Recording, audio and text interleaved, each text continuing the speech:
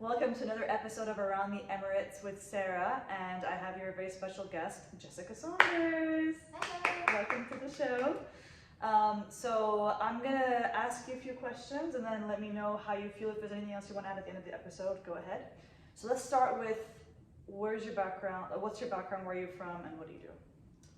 So I'm from England. I'm from Liverpool originally, but I've grown up here for most of my life. So I've been here for 15 years, I think now, or around about 15 years anyway. Basically local. Pretty much.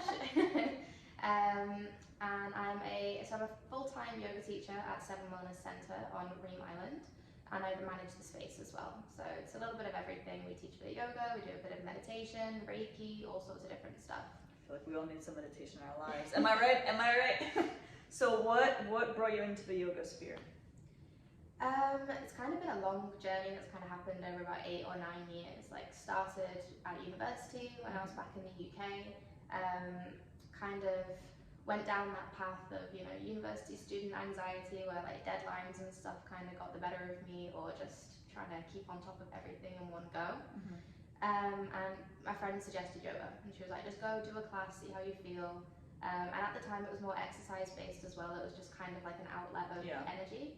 And then somehow you get wrapped up in this world of like yoga leads to meditation, and meditation leads to energy healing, and energy then comes back into yoga, and it's like this full circle experience of, you're moving with your breath, and then you're using your breath in meditation, and then you kind of connect the dots to like, oh, I'm having a panic attack right now.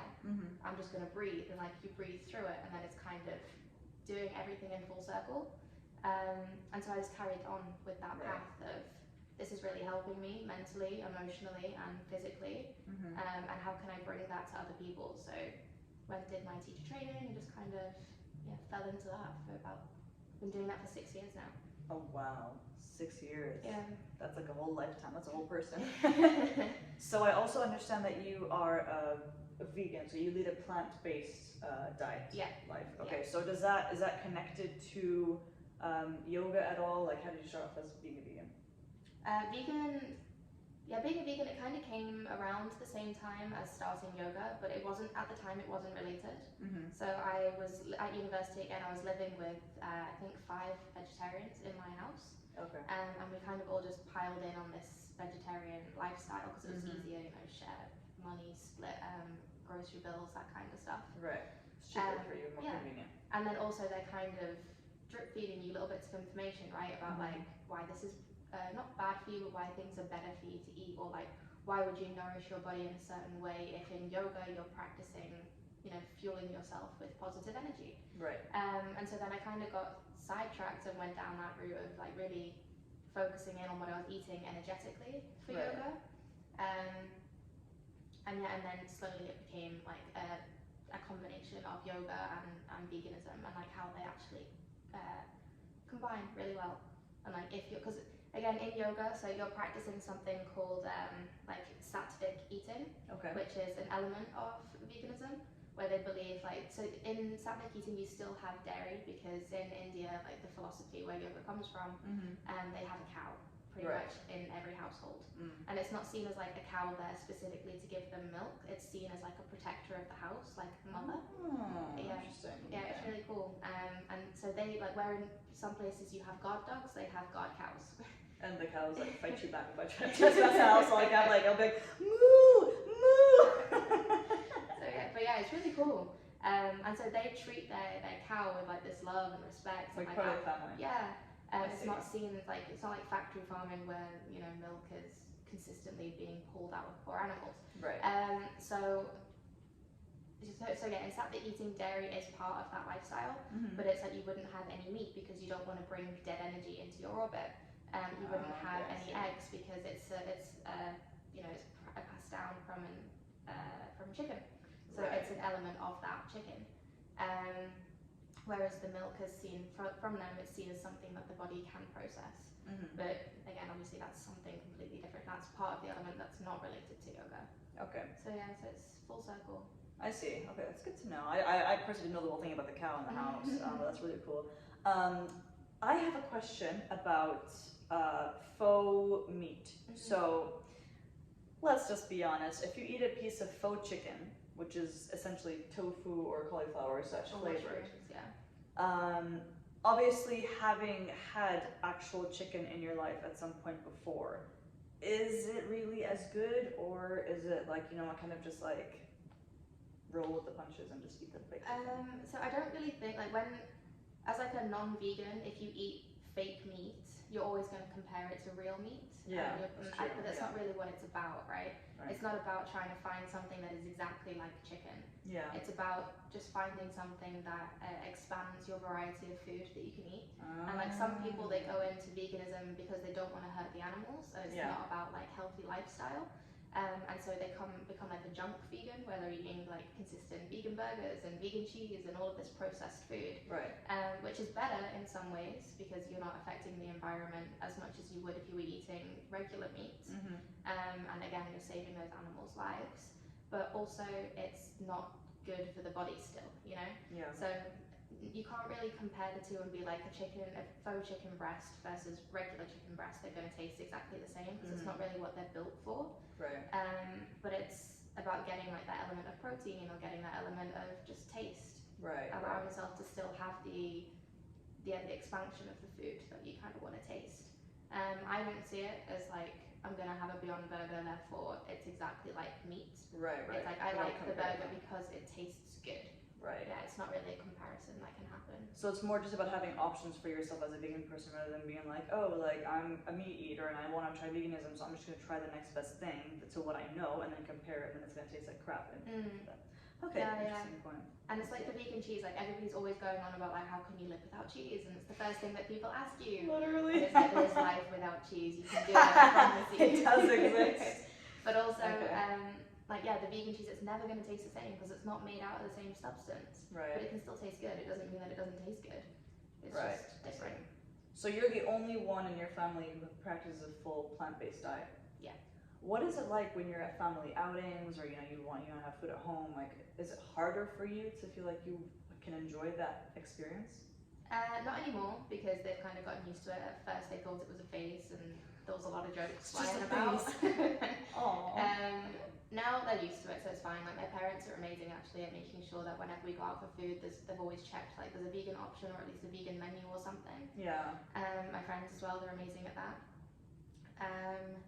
Making food at home is when it gets more complicated because then people obviously like everyone's got different. Special dish for you. So I normally just cook for myself, which is fine. Okay. And sometimes they surprise me by asking if they can eat what I'm eating as well, which is always nice. Aww, it's like share the love. Okay, cool. And just going back to the whole yoga thing, I know that yoga, you said it was a way for you to deal with coping with anxiety and like the stress of deadlines and being in a different environment with so many different people. So you feel like you've kind of developed coping mechanisms for anxiety. So tell me about your journey of discovering, like identifying the feeling of anxiety and then understanding how to cope with that, and then how that has helped you grow into the person you are today. Wow. Big question. So discovering anxiety, I guess start with that. So that was around uni time. Like I moved back to the UK, my family was still here, and I was the first one as well in my family to leave. Okay. So in the back of my head, I guess it kind of started there, where I was like, now I'm separated, and like they all get to stay here. And so just having that transition of moving back to the UK at 18, or 17 really, was already kind of. It was a lot. Yeah, it was just scary, and it was just that feeling of like being isolated, or like even though it wasn't that they were pushing me out, obviously they were sending me off to do something amazing, but it felt like you were kind of being like just pushed a little bit into a separate space. And I hadn't been in the UK since I was 13, really. Oh, really? I've been there on and off for holidays, but not for like a prolonged period of time. Right. And so it's not just like, the regular stresses of starting uni where you're making new friends and like trying to get on with your course and like finding out what you're studying and all that kind of stuff. Yeah. It was also like adapting back into the UK and getting used to the amazing weather that we have. That probably was part of the anxiety right there, just the weather. Yeah, but it was like a bit of a culture shock because you've been here for so long. And then you kind of go back to where you consider like home, and you have to kind of re-find your feet. So that was kind of the start of it, where I was a little bit like shaken up by all of that. And that came with panic attacks of like just feeling like I couldn't really breathe. Yeah. There was like this consistent, felt like a ringing or a pressure kind of in my head. Really? Yeah, something around my chest. So that kind of comes with the breathing elements and stuff. Or you get that moment where you just kind of spiral and everything is like the world is ending and you don't know why, and it's over something really small. Yeah. Like it could be like my parents couldn't Skype me for whatever reason, even though they'd said they could. And immediately my brain would switch on to like, oh, see, they don't want you there. Or, you're not a part of the family anymore. Yeah. And so for me, like when I started yoga, that was the best thing about it, was because they kind of rewire your brain in a positive way to realize like everything that's happening is temporary. It's not about like you got to stay in the present moment, because that anxiety comes from consistently worrying about the future, right? Yeah. Or consistently worrying about something that's happened that you can't change. And like one of the biggest philosophies in yoga is like, if you can't change it, then why worry about it? Because it's wasted energy, right? Which is much easier said than done, but it's a practice. That's why you consistently have to remind yourself. It's not something that you just learn and you move on. You have to always say it to yourself, which is, in yoga we call it a mantra. Like you set an intention, whatever you want to bring into your life or whatever you want to release, and then that becomes your mantra for your practice. And so you have a mantra now? Yeah, and it's not like it stays the same. It changes. Okay. It's something that you can create every day. So like if you wake up one day and you realize that you've got a big meeting at work or whatever, your mantra for that day might be, today I'm going to take everything as it comes, and I'm going to only put my energy into the things that I can control. You know, and that becomes your mantra, so that you go into that meeting with that already ingrained into your mind. Yeah. And then when you come out of the meeting, if it hasn't gone the way that you wanted it to go, it's okay, because you couldn't control it. You know, you controlled the elements that you could, and everything else is out of your control. So move on to the next thing. I think that's a really important lesson to take away. Like, I mean, one of the very important lessons to take away from this episode is just the value of knowing that no matter how hard you try, there are just certain parts of the universe, certain parts of your day that you just don't have control over. And instead of focusing your energies on being upset or being angry, which you can do for like a minute or two, like you need to focus on that. Like, okay, you know what? How do I let this out of my system? How do I move on? How do I motivate this, or use this to motivate me to do something better next time that might be in my control? Because even if something isn't in your control and like things happen, you can still at least take away key learning from what you could have done next time. So I think it's really important to remember that you choose your mindset, and it's so easy for negative thoughts to just take over and sit there, and it's much harder for you to think, you know what, actually, I want to think about this in a more positive way. So going on that point, thinking about anxiety and things you can't control, what were the main things that helped you cope during lockdown when we had the pandemic start last year? Wow. So again, that was kind of like going back into the breathing kind of stuff.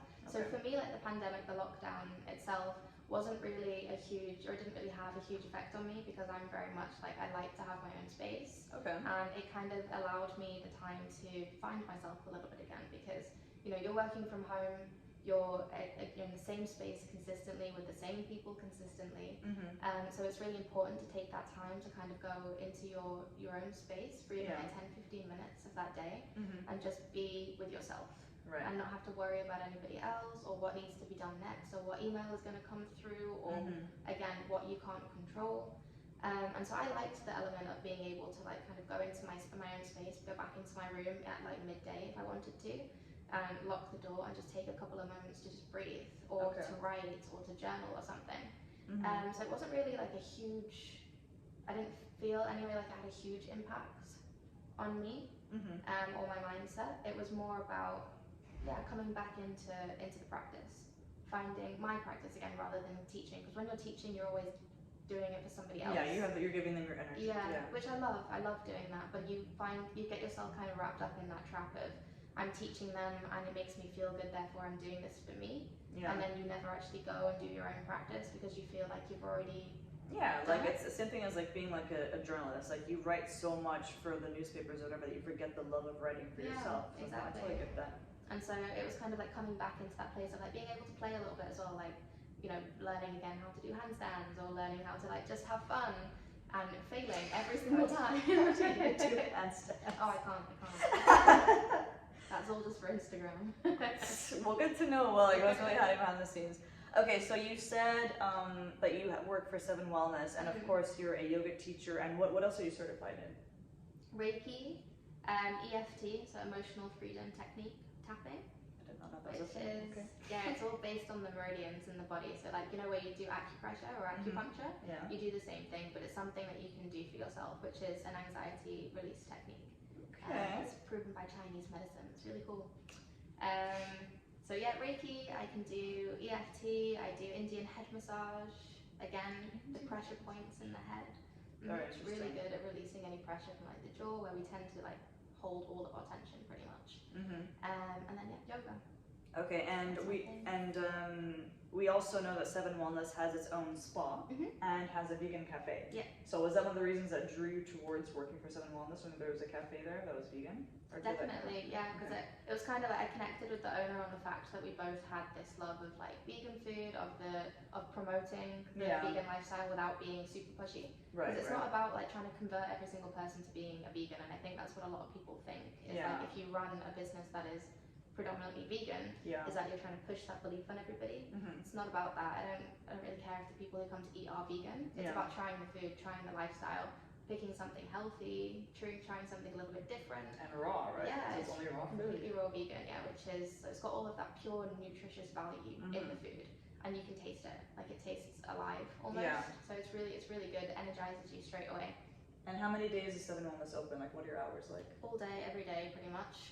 We're open from 8 in the morning until 10 o'clock at night. Okay, wow. And we even open earlier than that if people want private sessions. So I teach at like 5:30 in the morning. Right. 5:30. And she's vegan. Like, what is that? And Seven Wellness is located on Reem Island, right? Yeah, Reem Island, Marina Bay 1 in the City of Lights. Okay, cool. So we're tucked away just at the back of one of the buildings, overlooking the mangroves. So you get this beautiful view when you're practicing yoga. I was gonna say, I've done a class or two there, and it's like literally, it's like full glass windows, and you literally do yoga with the sun like coming up. And I think it's just a phenomenal experience. Well, thank you so much for your time on the show. I loved having you on here. I learned so much about what you do and why you do it, even though I've known you for like 14 plus years, but that's okay. Do you have any last piece of advice for people who have anxiety or coping with, you know, being at home alone in a pandemic or anything like that? More than anything, I'd just say like whatever you're feeling is normal, and not to judge yourself too harshly on how you're feeling in the moment, and kind of just let yourself be in your feelings, allow yourself to cry, allow yourself to get frustrated if that's how you're feeling, and let it wash over you, because as soon as it is finished, you're going to feel so much better. And it's just kind of riding that wave out. So it's not about like, I know when we're in that moment of anxiety of being like, when will this finish? I'm going to be like this forever. Why can't I feel better? It's not about that. It's about like, it's telling you something, your body's telling you something. So just allow it to kind of go through the motions, and then it'll be over. And then you can kind of look back and go, okay, so what just triggered me? What just happened? You can learn from the experience. Yeah, see. But I feel like that's probably, and that's again, that's self-reflection, that's yoga. So. Self-reflection. Makes sense. Well, thank you so much for being on the show. It was such a delight to have you here. I learned so much. And as you guys know, we have the episode out every other week, so tune in on Saturdays. Follow us on Around the Emirates Instagram page. We're also on Spotify Around the Emirates, and we're on Buzzsprout and on YouTube. So like, share, download, subscribe, you know the deal. And if you have any specific questions for Jess or any comments, leave your thoughts in the sections below. And if you want to be a guest on the show, or have anybody else in mind you want to be a guest on the show, just shout out and we'll make it happen. Bye. Bye.